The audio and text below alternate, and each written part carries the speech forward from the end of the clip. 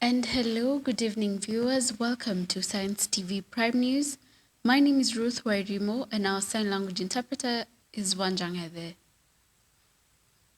Let us focus on our news, what has been happening in the country and globally. On to our first news. Luo community elders from Kajiado County have said that they will continue to support Kenya Kwanza government through the broad-based inclusive government plan. According to the leaders, they are calling on ODM party leaders to end the fighting in the party and instead preach the unity that was promoted by their former leader, the late Raila Odinga.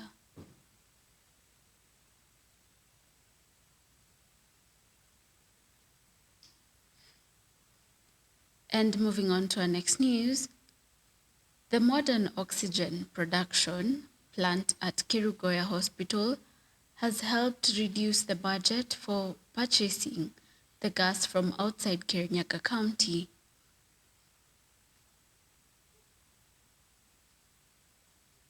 According to Area Governor Anne Waigoro, the oxygen plant helps reduce approximately Kenya shillings 15 million every year used to bring the crucial tool for treatment. This medical oxygen plant we're able to pipe this oxygen from the plant to every bed and theater within Kerugoya County Referral Hospital, meaning that now we do not have to walk around with gas cylinders within the facility, and which normally cause a lot of injuries. We are grateful for this project because we have been able to help the patient to receive oxygen while undergoing treatment. We say that oxygen is a drug, and we are proud to have offered these services to our patients. So far, for the 4 years, we've been able to supply around 40 million liters to our people of Kirinyaga, and we are glad that we are able to save lives. The 341-bed Kerugoya County Referral Hospital has been upgraded into a 5-story, 5-complex with critical care services, piped oxygen beds, modern laundry, incinerator, and a solar power system, and now operates almost at maximum capacity, currently serving roughly 600 outpatient and 400 inpatient daily, and serves 300 dialysis patients on a monthly basis.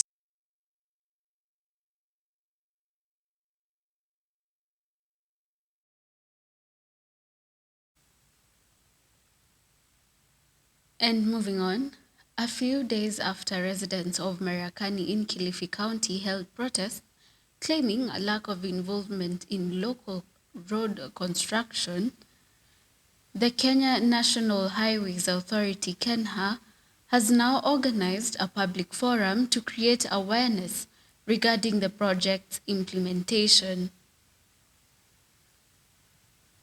Speaking to journalists after the meeting, Mariakani residents emphasized the importance of involving citizens in the execution of various projects without requiring them to protest, as it is their constitutional right to receive information about projects being carried out.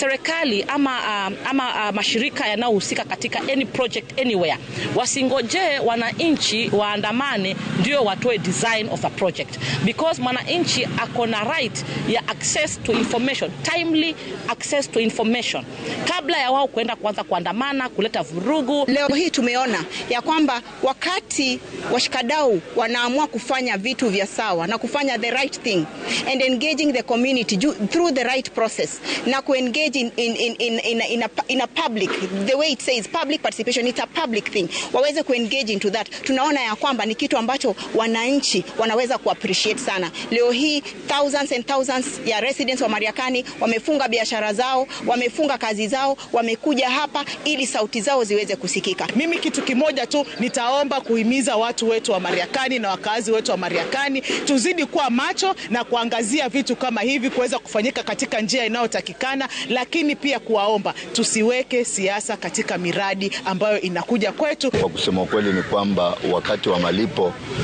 bodaboda walisaulika, hawakuhesabiwa, na ombi langu ni kwamba wale bodaboda zile stage ambazo ziko 13 pamoja na tukutuku ziko pale ndani, zile stage wale watu waweze kulipwa ili mradi huu uweze kuendelea pasipokuwa na pingamizi kwa mwananchi.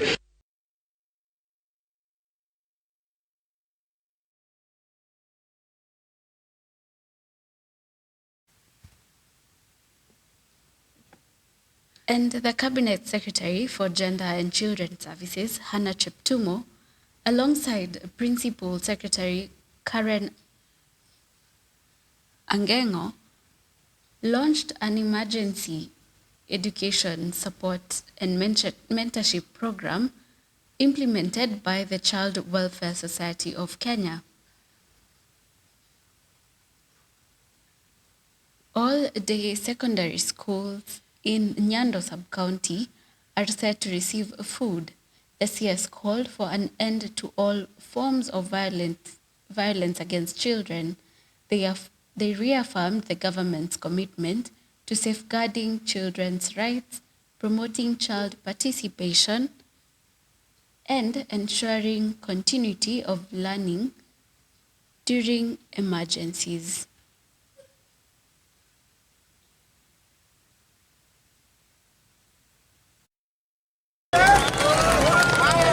We are here because we are responding to the emergency need of feeding the children at this time when there is a drought.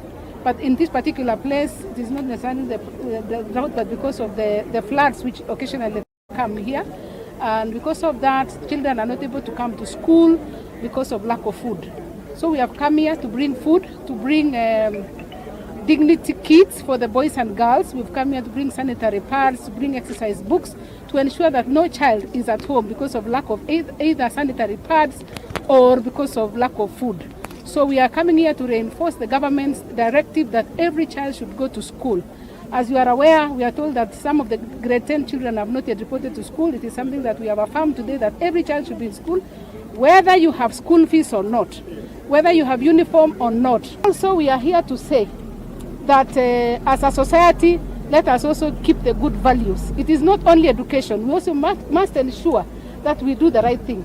You are aware the gender-based violence report was released, and the report that we have is not good. The society is not good, and therefore in every forum that we go, we say kindly stop the GBV. Stop any form of violence so that our children can learn, our children can live well, our children can progress on in their lives. We are also here to launch the Children Assembly as it is provided for in the Constitution of Kenya. The children are supposed to have their leadership so that they can be able to express their feelings, they can be able to say their needs, they can also participate in the budgeting process. We avoid a situation where they are being suppressed, they are not able to say anything until they burst out. So we are here today to launch the Kisumu County Children Assembly, which was done successfully, and the children were able to give their speeches, and we are very proud as a government. Beginning last year, August, we have been receiving enough food supplies and food ratios that go to our schools. And in retrospect, therefore, we only charge 1,000 shillings per child in day schools per term. So that really cushions our parents against the adversity of life. Nyando contends with flooding or drought, and there is nothing in between. So the government has graciously offered to offer support to this area, of which we are eternally indebted to.